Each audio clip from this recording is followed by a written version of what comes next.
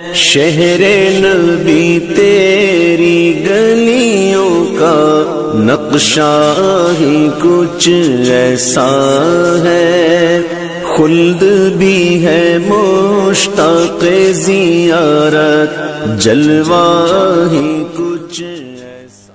اسلام نے ہمیشہ ہر دور میں جب بھی آتنکوادی دہشت گرد قوتوں نے سر ابھارا تو اس کی سرکوبی کرنے والے دین کا نام اسلام ہے۔ جی سبحان۔ جب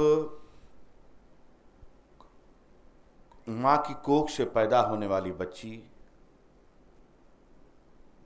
انسان کے نطفے سے تخلیق پانے والی لڑکی کو جب لوگ زمین کا سینہ چاک کر کے دفن کرتے تھے، اس آتنکوادی ماحول میں نبی کریم صلی اللہ علیہ وسلم نے اپنی بیٹی خاتون جنت حضرت فاطمہ زہرا کے بارے میں کیا بتایا؟ الفاطمۃ بضعۃ منی، فاطمہ میرے جگر کا ٹکڑا ہے۔ سبحان اللہ سبحان اللہ۔ آج یہ لفظ ہر آدمی اپنے بیٹے اور بیٹی کو لخت جگر، نور نظر، نور العین، نور چشم، قرۃ العین جیسے الفاظ سے تعبیر کرتا ہے، جی، لیکن اس وقت فاطمہ میرے جگر کا ٹکڑا ہے جب لڑکی کو سماج اتنا بڑا بوجھ سمجھتا تھا کہ زمین کا سینہ چاک کر کے دفن کر دیتا تھا، اس وقت یہ جملہ نہیں تھا، اس آتنکوادی ماحول کے خلاف ایک کرانتی تھی، ایک انقلاب۔ سبحان اللہ سبحان اللہ۔ اور یہ فتویٰ ہے کہ فاطمہ میرے جگر کا ٹکڑا ہے، جس نے اس کو اذیت دی اس نے مجھے اذیت دی۔ واہ واہ واہ، تو اس آتنکواد کے خلاف جو لڑکیوں کے تعلق سے تھا، اسلام نے سب سے پہلے آواز اٹھائی۔ جب عورتیں ودوا ہو جاتی تھیں، بیوہ ہو جاتی تھیں، تو وہ سماج پاپ کی گٹھری سمجھ کے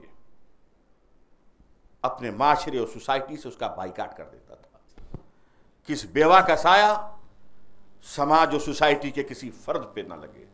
اور نبی کریم صلی اللہ علیہ وسلم نے ایک ودوا سے شادی کر کے اس کو عزت اور عظمت کے اعلیٰ مقام پہ پہنچایا۔ سبحان اللہ سبحان اللہ۔ اس آتنکوادی سماج کے خلاف سب سے پہلے چنوتی میرے نبی نے۔ جی، جب انسان بیچے و خریدے جاتے تھے،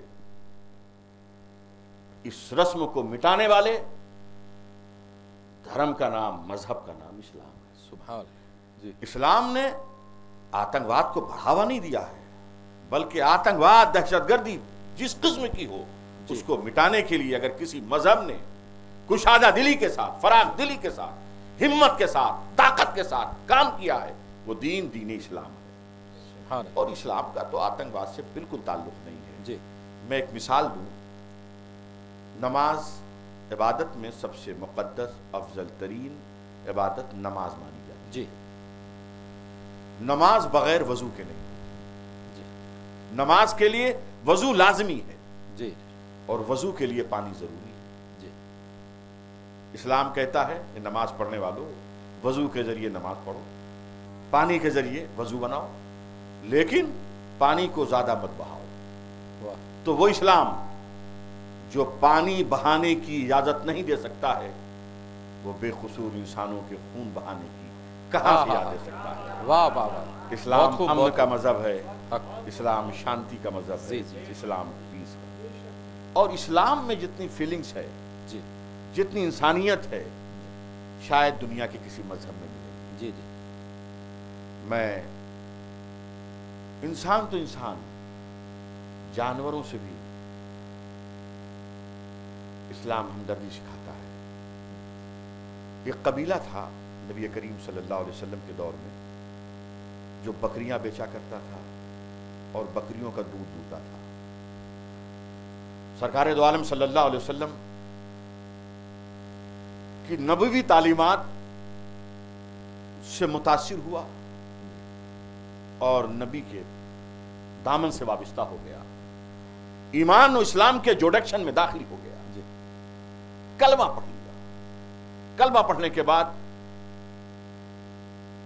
بکری چرانے والے قبیلے کے چند افراد ایک وفد کی شکل میں بارگاہ رسالت میں آئے، کہا یا رسول اللہ، ہمیں کچھ تعلیم دیجیے، ہم مسلمان ہو گئے ہیں، ہم ایمان کی دولت سے مشرف ہو گئے ہیں۔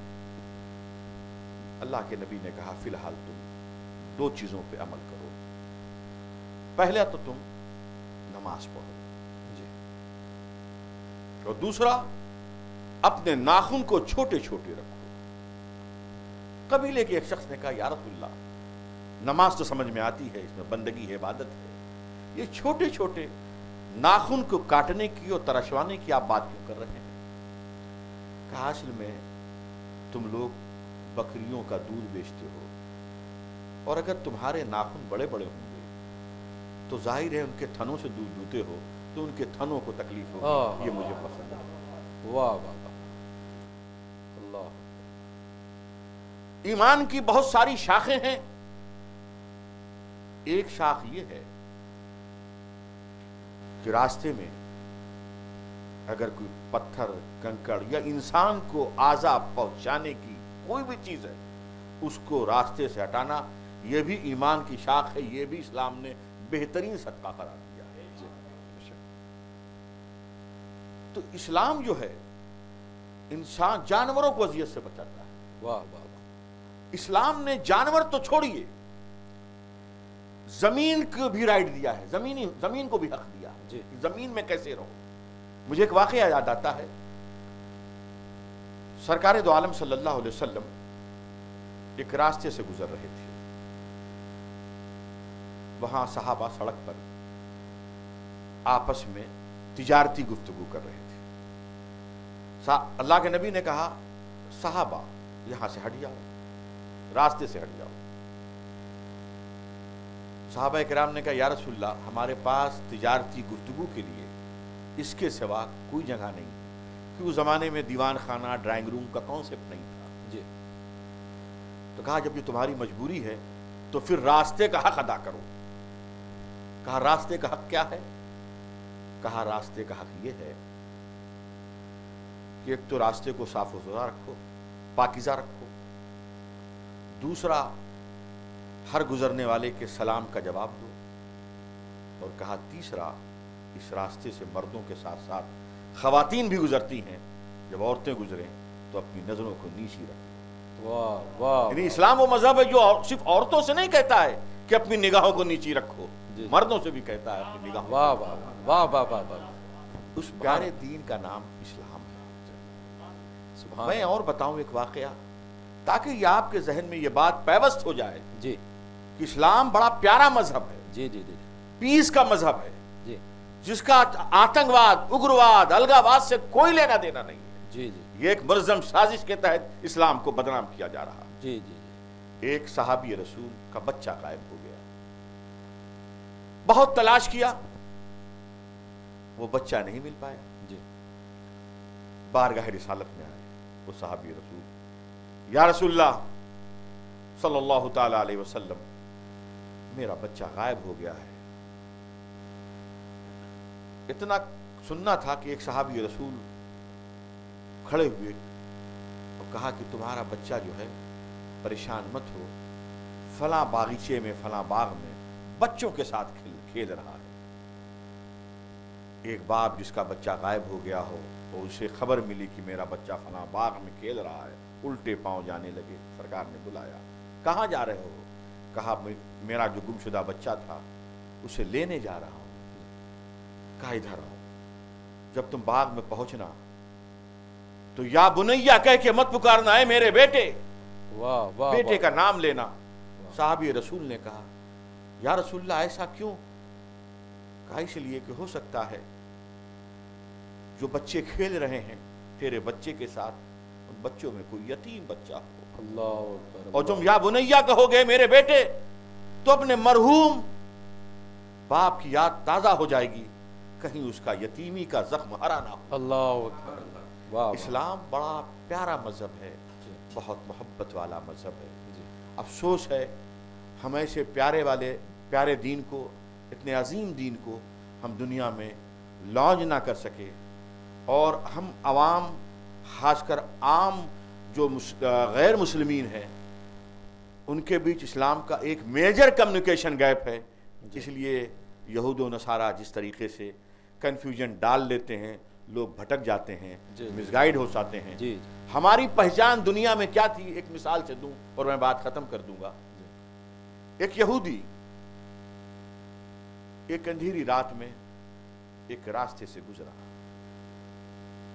और उसका पैर एक पत्थर से टकरा गया।